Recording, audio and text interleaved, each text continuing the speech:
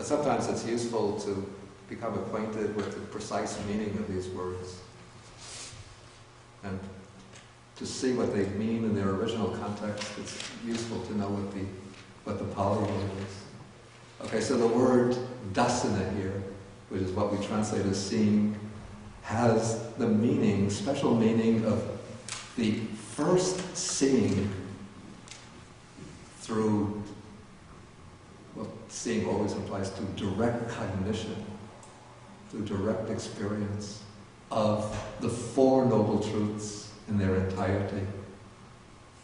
And this is a technical term for the initial breakthrough to the Dhamma, what's called the gaining of the eye of the Dhamma. And this refers to attaining the stage of Sotapatti, the stage of stream entry, whereby the truth of the Dhamma opens up to one's inner vision and one sees directly the Four Noble Truths.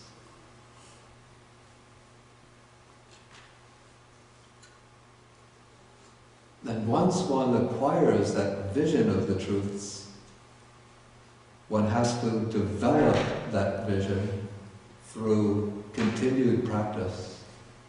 The attainment of this vision of the truths, this seeing of the truths, is not liberation yet, but it is the opening up of the path to liberation, so that one steps onto the path and is assured of ultimate realization, ultimate liberation. One can never revert back from the path, but one has to continue to develop the vision, to develop the qualities of the Noble Eightfold Path until they ripen in full enlightenment, full realization.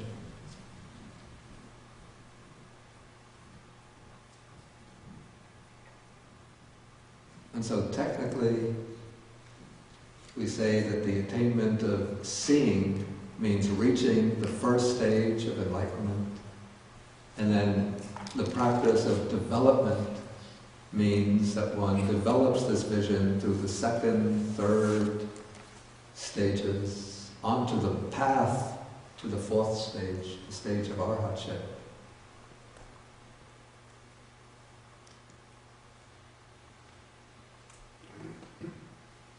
Though in order to arrive at that experience of seeing, one has to develop the path in the preliminary stage as well.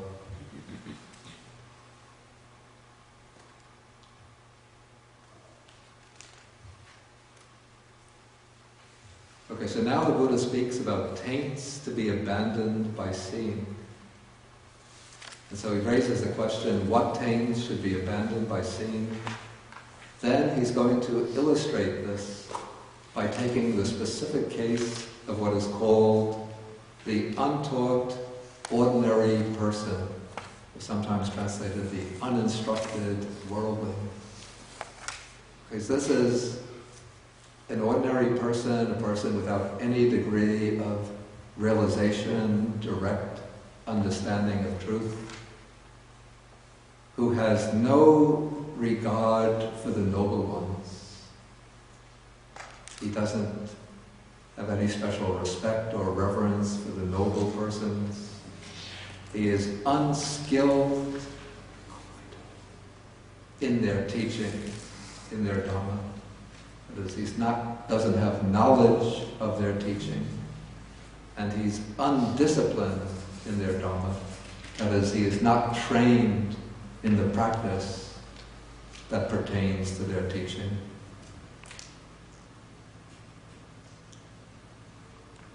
Okay, then he has no regard for the true men. The true men is the same as the noble ones.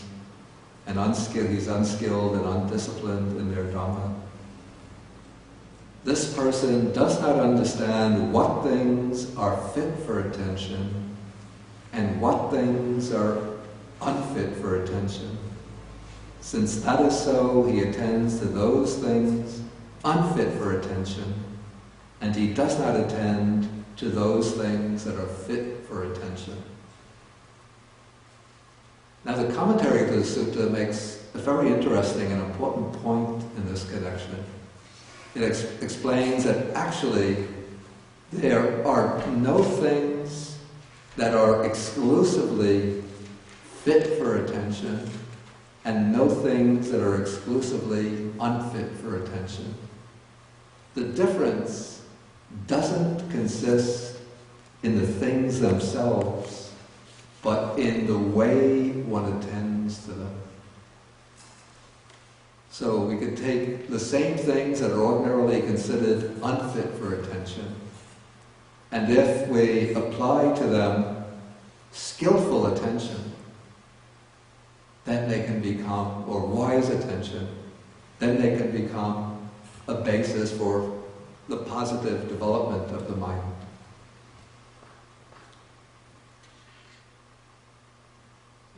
For example, within the context of the monk's life, excuse me, but it's usually considered the form of the beautiful woman is something unfit for attention, in the sense that if one attends unwisely to the form of a woman, then sensual craving is going to arise.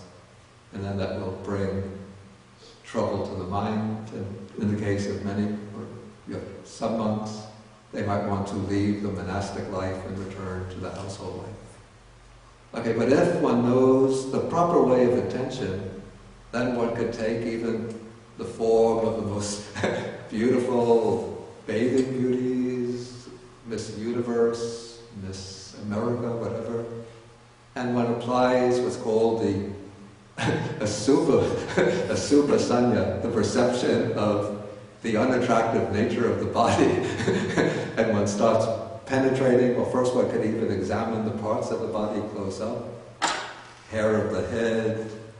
You just cut off some of that beautiful hair, spread it out on the table, look at it. Will you fall in love with that beautiful hair? Or one maybe shaves off some of the hair under the arms, puts it on the table. Is it really lovely and beautiful? She cuts her fingernails, takes the fingernails, puts them on the table. Maybe the dentist pulls out a tooth, you go to the dentist and say, "Can I have that tooth?" Or some of her flakes of the skin peel off. If you get sunburned, the skin peels off, put it down. So we have some head hairs, body hairs, fingernails, a tooth, and peelings of the skin. Beautiful or not? And then one starts, if one is a surgeon, one tucks into the body, performs the operation. There's beneath that beautiful skin, there's just muscle, nerves, bones, kidneys, heart, the liver, lungs, and so on. So putting this all together, there's nothing there that's very beautiful. Okay, so if we attend to these things that are normally considered unfit for attention, then they can become a means for reducing the asadas, reducing these taints.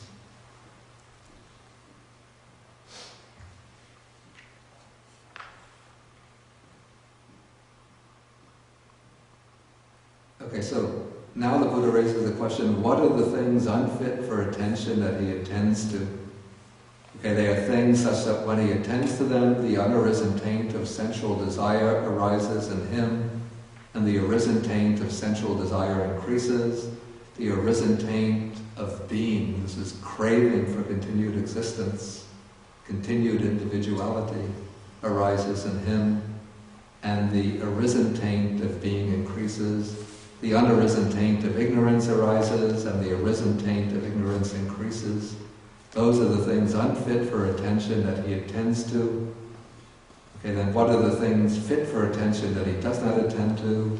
They are things such that when he attends to them, the unarisen taint of sensual desire does not arise, and the arisen taint of sensual desire is abandoned. The arisen taint of craving for existence does not arise, and the arisen taint of craving for existence is abandoned. The unarisen taint of ignorance does not arise, and the arisen taint of ignorance is abandoned. These are the things fit for attention that he does not attend to. By attending to things unfit for attention, by not attending to things fit for attention, unarisen taints arise and arisen taints increase. Okay, so if we take the commentarial explanation, what is meant by the attending to things that one should not attend to means that one attends to things, anything, in terms of what are called the distorted modes of attention. And these, according to the Buddha's teaching, are of four types. They're attending to what is unattractive, not beautiful, attending to it as beautiful. I gave the example of attending to the body, the physical body, which, if one looks at it analytically, it's not beautiful, not attractive, but if one grasps the impression of the whole, it appears beautiful, and then one becomes attached to it, and this can cause the craving for sensual enjoyment to arise. Then becoming attached or attending to what is impermanent as permanent.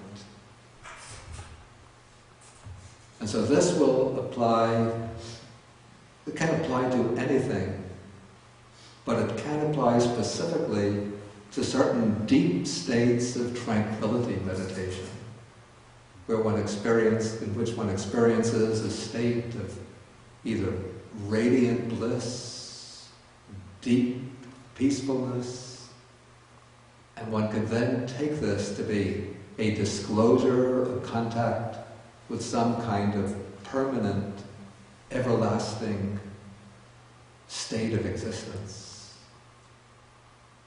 But if one contemplates this peaceful, blissful state methodically with wise attention, one will see that this state is impermanent. It arises when one makes the appropriate effort, when one sustains one's attention on it, when one turns the attention away, when one relaxes that effort, that state subsides and ends. And so one sees the impermanent as being, in that case, as being impermanent. The third distorted way of understanding is, or distorted way of attention, is attending to what is really dukkha, unsatisfactory, unsatisfying, as being blissful or a source of happiness. Again, this could apply to either sensual pleasures. One takes the sensual pleasures to be really a source of bliss and sustainable happiness.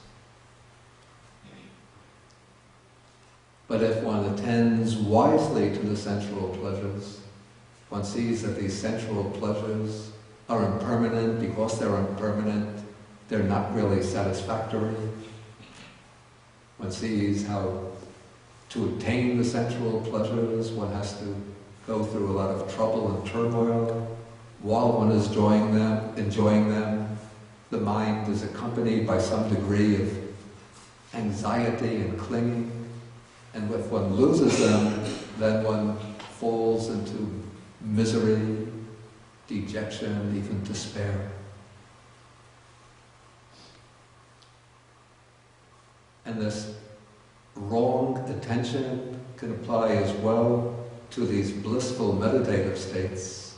Again, if one takes them to be permanent, one also takes them to be blissful, truly stable and secure.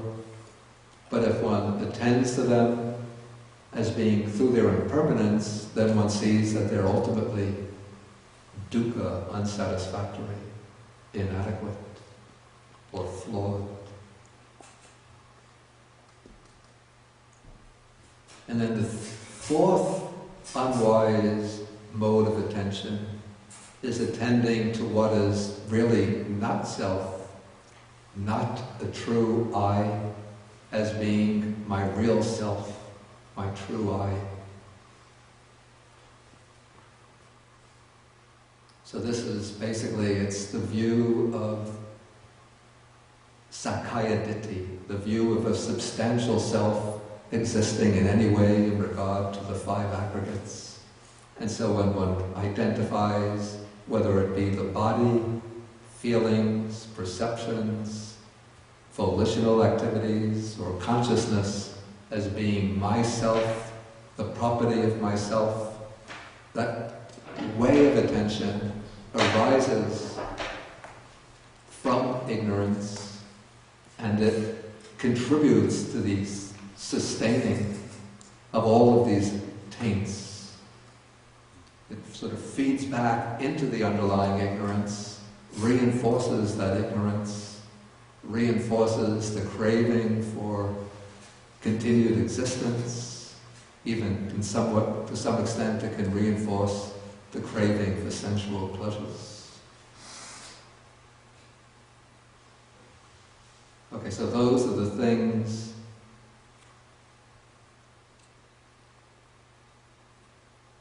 let's say these are the unwise modes of attention which he applies to when he attends to anything. And attending in this way will cause unarisen taints to arise, and arisen taints to increase and become stronger. Okay, maybe I'll pause at this point and then ask whether there are any questions.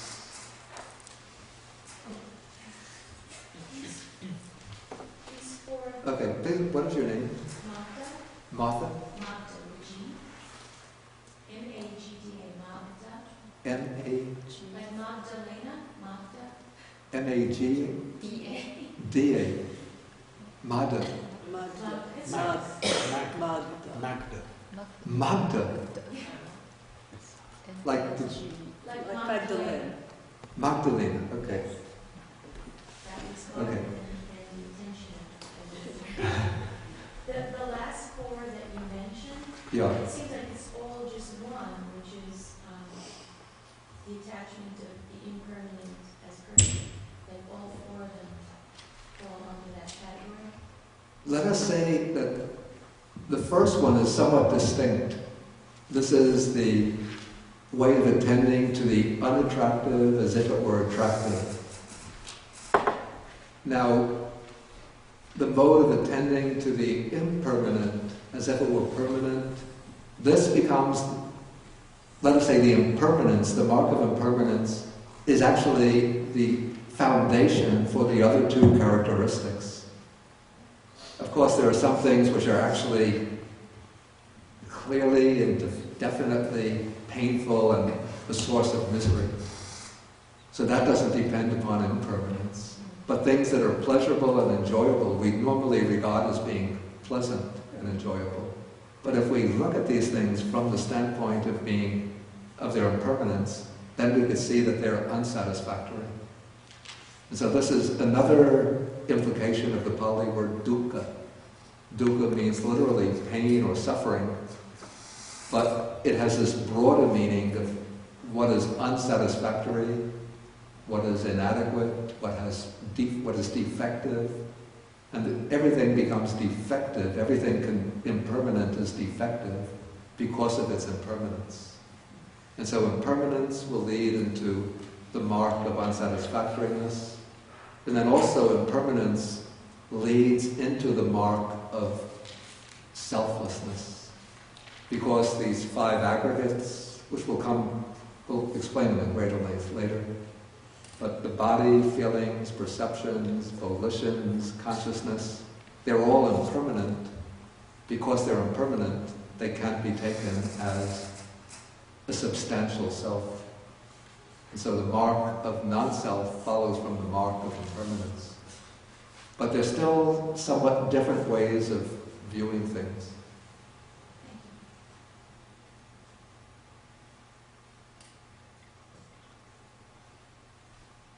Did somebody else have a question? Yes.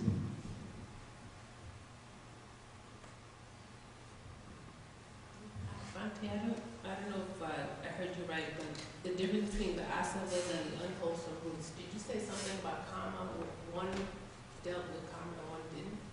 Yeah, what I said is that the unwholesome roots, greed, hatred, and delusion, are mentioned specifically as the roots of unwholesome actions.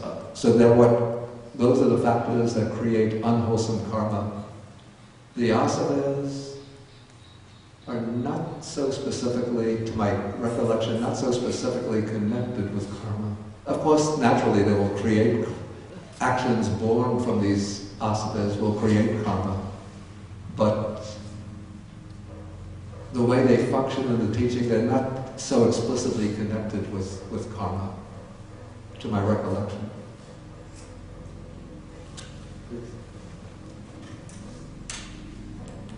Your name again? Katie. Katie, right.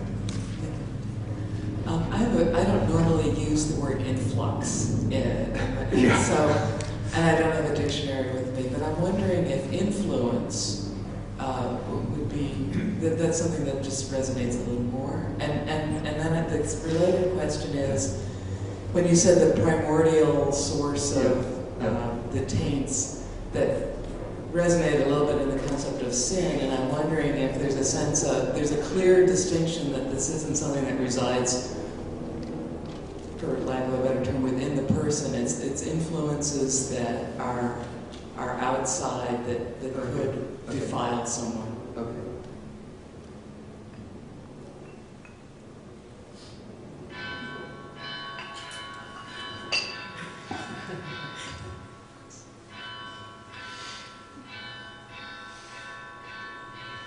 This is something we go through every Saturday.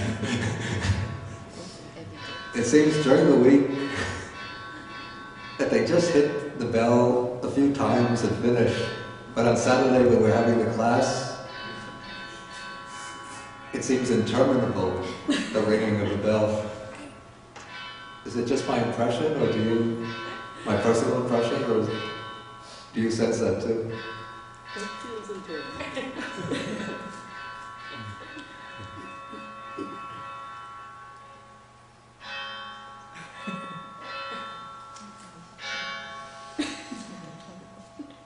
Okay, that's a good question. Well, actually, two good questions. Some translators have actually used the word influence as a rendering for asava. And so it's a possibility.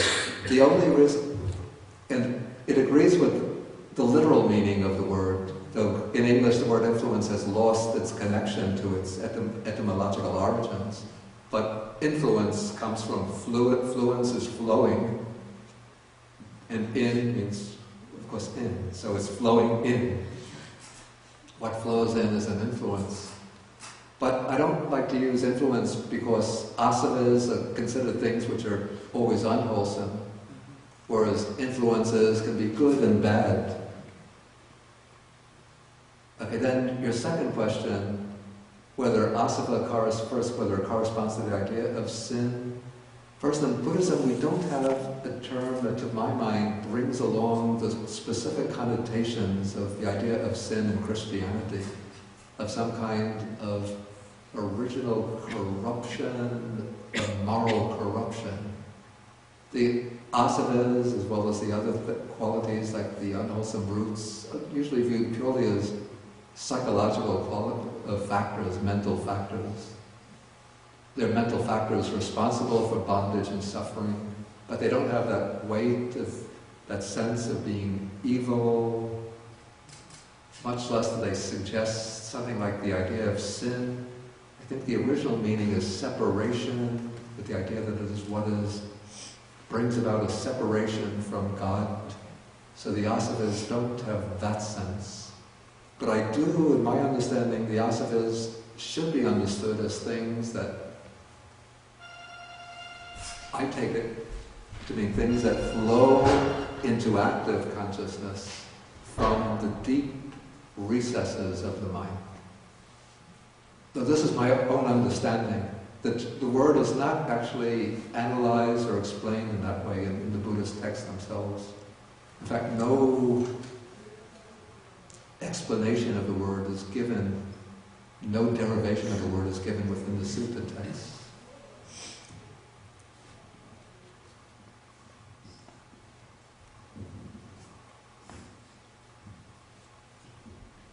I have a simple question, etymological. What does sabasava mean? Oh, I'm sorry. Okay, sabasava. It's just sabba is all, so it's all plus asava. That's why it's called sabasava sutta, discourse on all the taints. Okay, I should have explained that.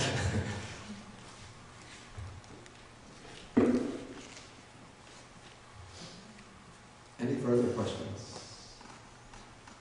Okay, so we'll end now, and then we have, after lunch, we have at 12 o'clock, we have a little discussion period. So if anybody likes to come back for further discussion, then we'll meet back here at 12 o'clock.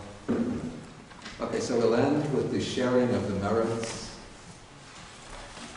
And so we want to share these merits with other beings. When we speak on Dhamma, listen to Dhamma, discuss Dhamma, we get what is called some kind of wholesome karma. We call this merit. And in Buddhism, we don't keep this merit to ourselves, like accumulation in a bank account, but we use it to share with other beings. And so we think of, first, of what are called the Dhamma protecting deities, and we share the merit with them. We would think of any departed relatives and friends, relatives or friends, as well as all beings in general. And so we send out these merits with the hope, especially that the Dhamma protecting deities will protect the Buddha's teachings, protect the world, protect ourselves and others.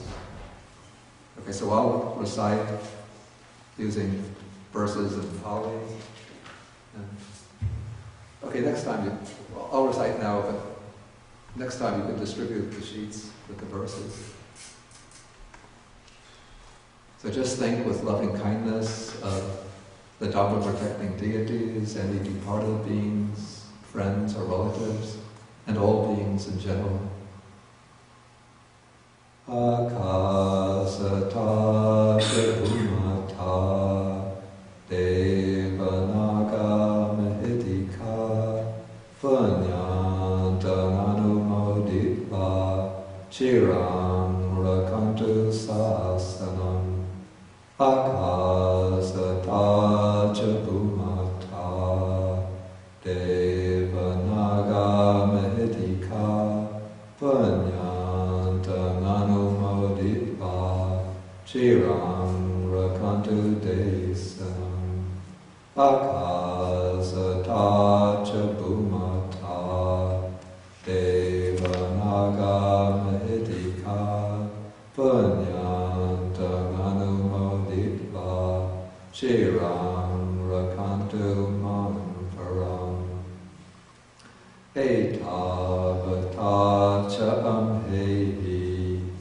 Sampadam punya sampadam Sabbe devanumodantu Sabba sampati siddhya Etavata amhehi Sampadam punya sampadam Sabbe bhutanumodantu Sabba sampati siddhya Etavata amhehi Sampadam punya sampadam Sabbe sadanumodantu Sabba sampati siddhya Bhavagupadaya avichitato Etantare satakayupapanna Rupya rupicha asanya sanino Dukha pamuchantu Pusantu nipu